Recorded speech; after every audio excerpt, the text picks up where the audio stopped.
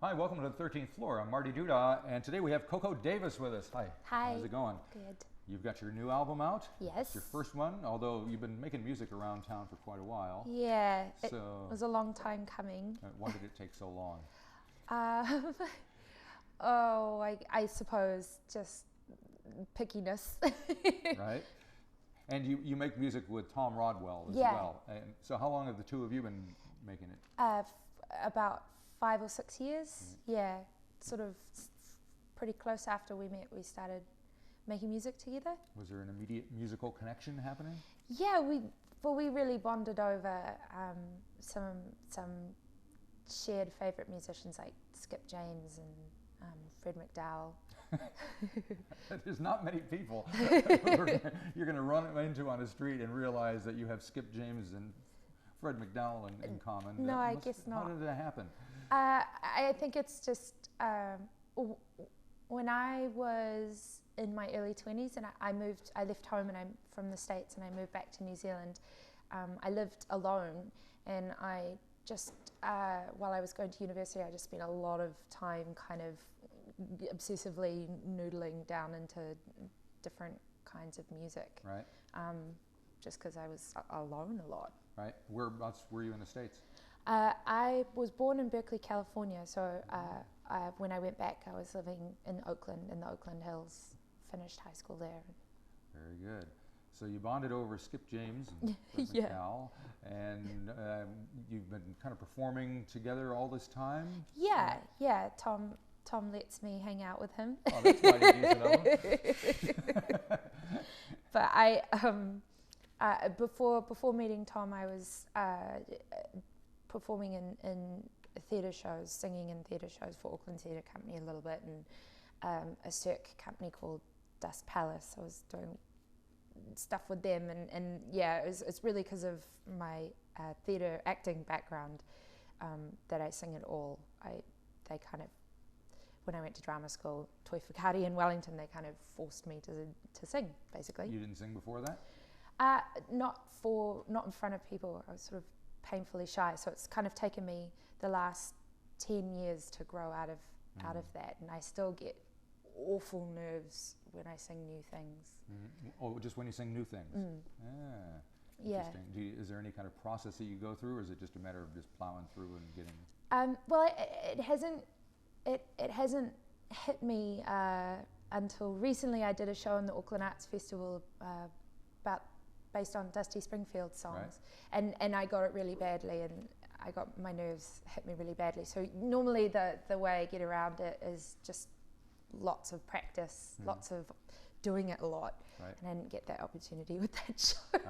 So yeah, I need to figure out how to dive into it a bit more. Yeah, I feel for you. I suffer from some of the same anxiety. Yeah. I can't talk in front of people. It's horrible. So, yeah. I think there's a lot of us out there. Yeah. So how did you feel doing Dusty music though? Amazing. It was. I'm really glad that I have another opportunity to do that stuff again, because the songs that she chose are really incredible songs, just cool songs. Yeah. Yeah. A lot like Burt Bacharach and all Burt that Bacharach. I like some of her odder stuff as well, like odd stuff from Memphis. Right. Obviously. Yeah, the Dusty and Memphis album is a classic, no doubt about it. But let's talk about your album. Okay. So it's called Old Haunts. Yeah. Why so? Okay, so these songs are all kind of a curated collection of some of my favorite female blues songs. And in a way I kind of think of them as stepping into stories, stepping into a room, stepping into a house or a place that has a history, that has secrets. And so I guess we came up with Old Haunts because people have asked me why I sing these songs, and in the past I've come up with something like that. And so when we were trying to figure out what to call the thing, it seemed like it needed to be something Right. along So are those these all lines. tunes that were performed by folks like Memphis Minnie and Bessie Yeah. Smith and folks like that? Yeah, so Memphis Minnie, the Memphis Minnie songs were written by Memphis Minnie. Right. Bessie Smith sang songs that were written by other people mostly, but she sure made them her own. Yep. Geeshie Wiley wrote her song with Alvy Thomas, and who else have we got? We've got a little bit of Lil Green, who wrote with Big Bill Brunsey. So some, I think if I remember correctly, there's kind of a combination of songs written by the woman who sang them, made them famously their own, and songs that were blues songs that were written for singers. So Gotcha. that's more of the urban blues. Alrighty. So you and Tom are gonna perform several of these tunes for us, and Yeah. the first one we're gonna hear is CC Rider. So just give us a little. I mean, everybody's heard. Most people have. Whether you or at know least it or the not, song has yeah. been around for ages. So why did you decide to do it? CC Rider, well, it's kind of.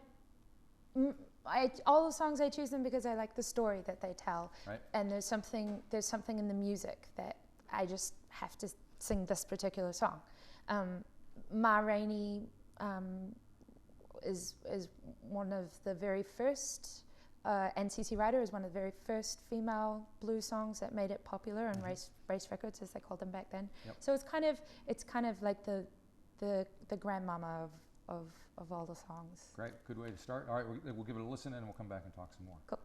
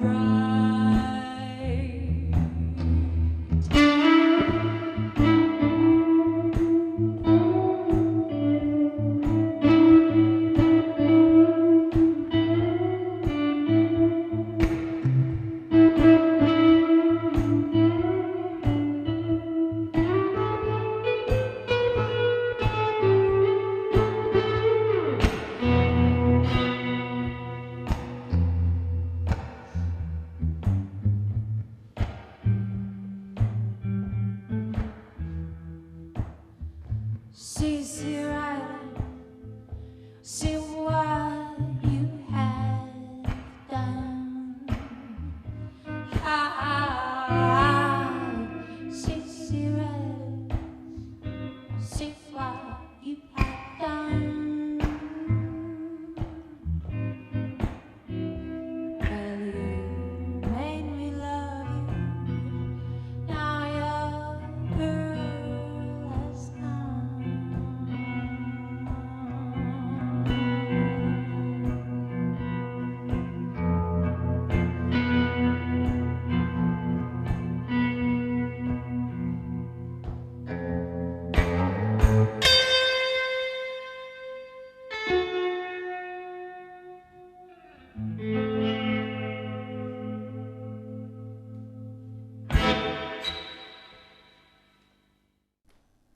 All right, we're back with Coco Davis, and we're going to hear another oldie but goodie. These things go way back.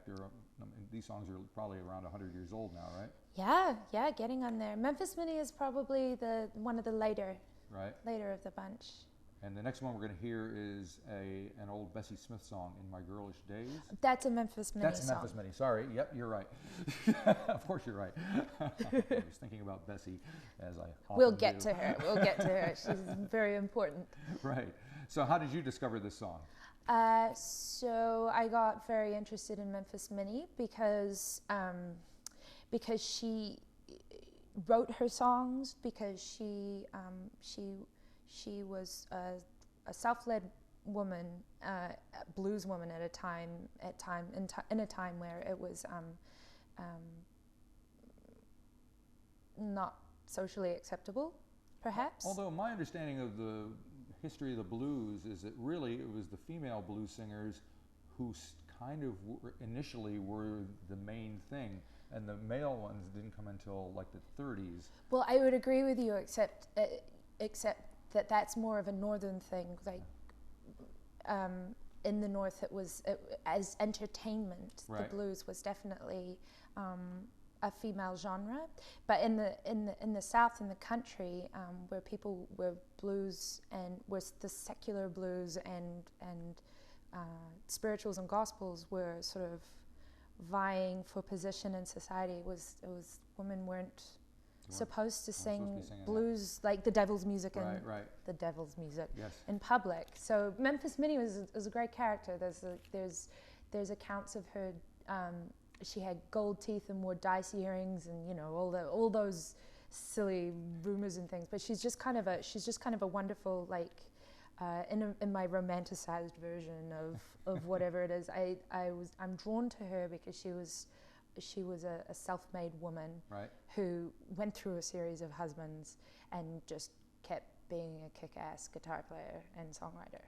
Cool. Alrighty, so we're going to hear In My Girlish Days. Yeah, so it's a weird song. All right, I can't wait to hear it, and then we'll come back and talk one more time.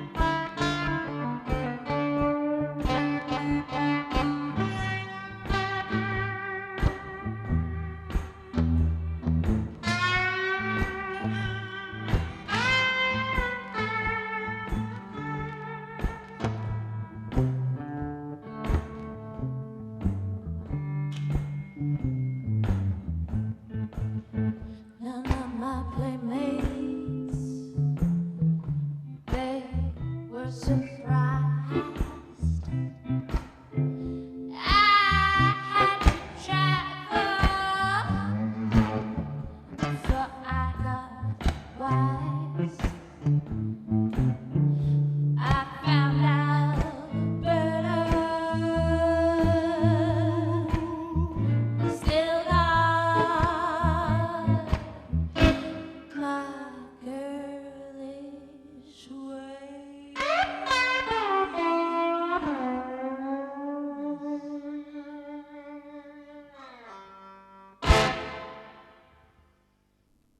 Hi, we're back with Coco Davis. The next tune we're going to hear is a Bessie Smith song. Yes. And I was wondering, have you seen the film?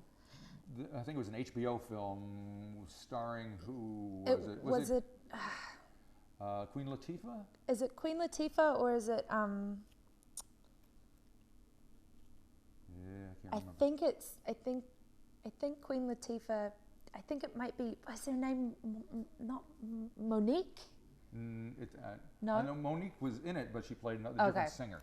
Okay, But no, anyway, well, obviously I haven't. Okay, I was just curious as to, she may have even played Memphis Minnie or somebody. Right, something like, yeah, I should watch it. I don't know, sometimes those films, like the one about Chess Records was just like, oh my God, yeah. shoot me now. It's just so, like, you know, almost racist. Like, but I don't know if that one is. Yeah, anyway. Okay. So we should point out, first of all, that it is Tom that has been playing with you. Yes, Tom Rodwell. Yeah. So, and he of course has his own thing going on as well, and so people were probably familiar with that. And you guys are going to be out on the road touring the record and playing the songs from this thing. So yeah. What can people expect to see when they see you guys doing this? Is it be strictly tunes from the record, or other things? Well, we're doing a mixture of tunes from the record and then stuff that's not on the record that we've added. Mm-hmm. You know, we've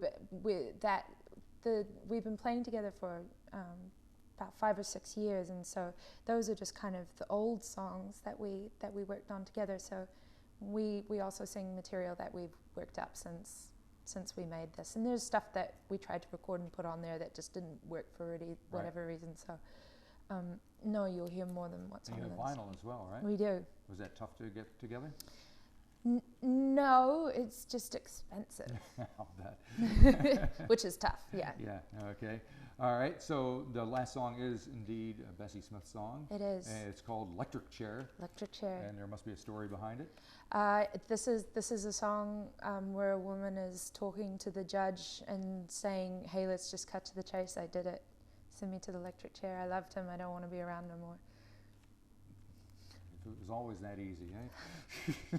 It's a tough story. Yeah, it is a tough story. All right, well, you guys are going to be, for folks in Auckland, you're going to be at the Q Theater on the 16th of April. Yes. And everywhere else, they should just keep an eye out. I'm sure you'll be around. Yeah, yep. We're going to try and make it to some more locations further south once I come back to the country in September. Oh, very good. All right, well, thanks for coming up here and doing this. Much appreciated. Thanks for having us.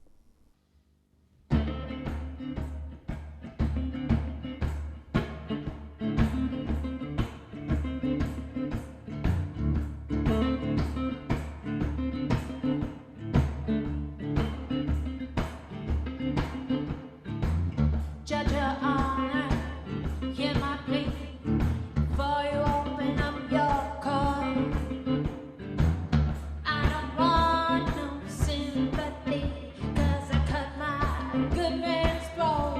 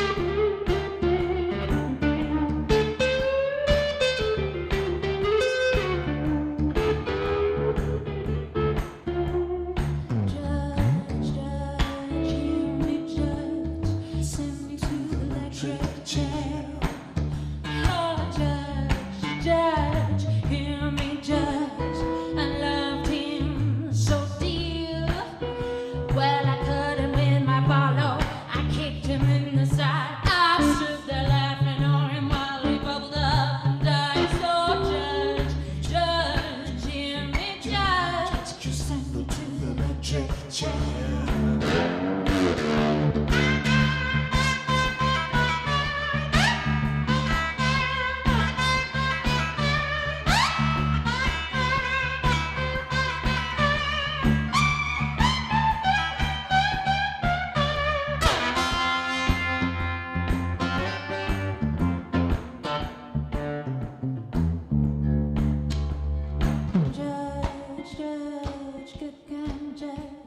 Send me to the electric chair. Oh, judge, this sweet judge, burn me 'cause I don't care. Well, I don't want no bondsman to pawn my veil. I don't want to spend no 99 years in jail. So judge, give me judge, send me to The electric chair. oh, judge, send me to To the electric chair. oh, judge, good sweet judge, send me to The electric chair.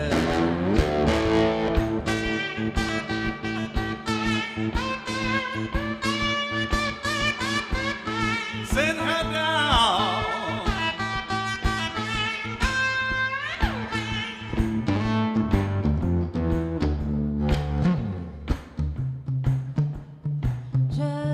Judge, good sweet judge, send me to the electric chair. Oh, judge, hear me, judge. I loved him so dear. Well, I cut him in my bottle, kicked him in the side. I stood there laughing of him while he bubbled up and died. So judge, hear me, judge, send me to the electric chair. Oh, judge, hear me, judge, send me to the electric chair.